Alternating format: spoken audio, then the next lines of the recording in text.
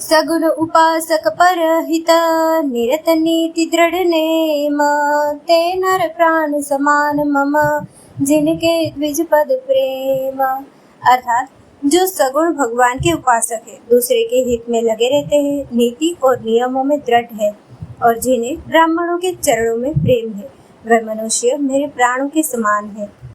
सुन लंकेश सकल गुण तोरे ताते तुम अतिशय प्रिय मोरे। राम बचन सुनि बानर जो था सकल कहाहि जय कृपा बरु था।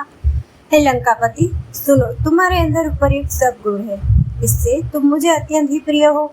श्री राम जी के वचन सुनकर सब वानरों के सम्मुख कहने लगे, कृपा के समूह श्री राम जी की जय हो।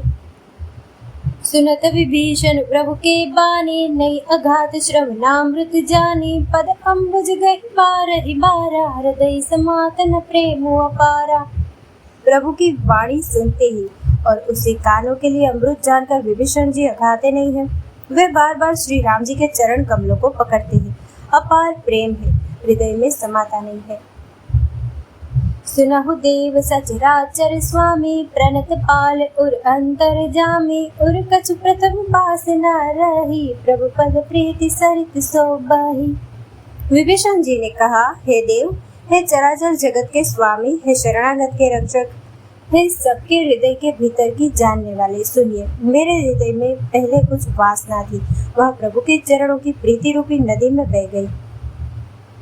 अब कृपाल निज भगति पावनी देहु सदा शिव मन भावनी। एवं मस्त कही प्रभु रणधीरा मागा तुरत सिंध कर नीरा।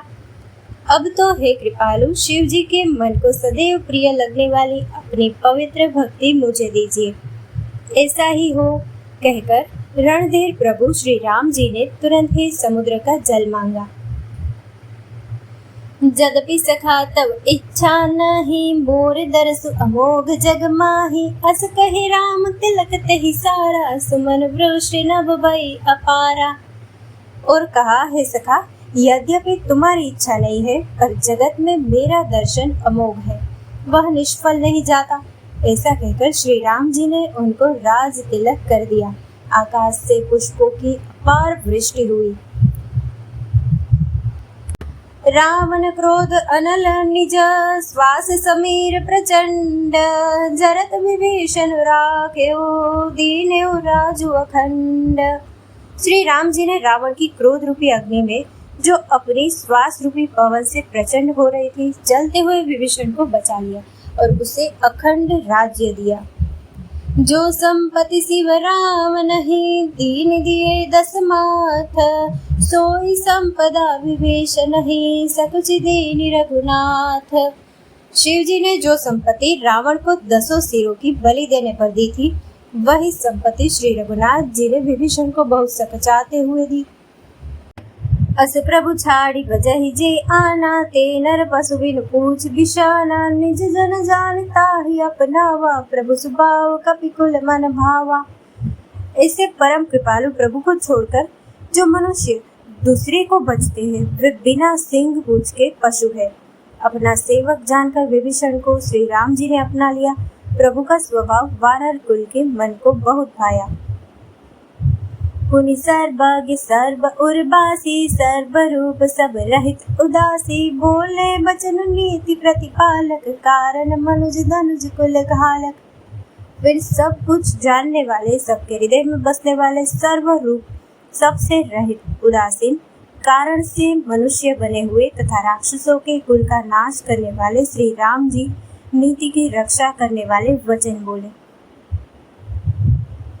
सुन कपीस लंकापति बीरा कह विधि तरिय जल्दी गंभीरा। संकुल मकर उरग जस जाति अति अगाध दुस्तर सब भांति।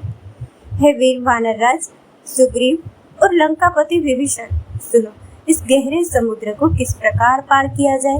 अनेक जाति के मगर, सांप और मछलियों से भरा हुआ यह अत्यंत अथाह समुद्र पार करने में सब प्रकार से कठिन है। कह लंकेश सुनहु रघुनायक कोटि सिंधु शोषक तब सायक। यद्यपि तदपि नीति असी गाए विनय करिय सागर सन जाय।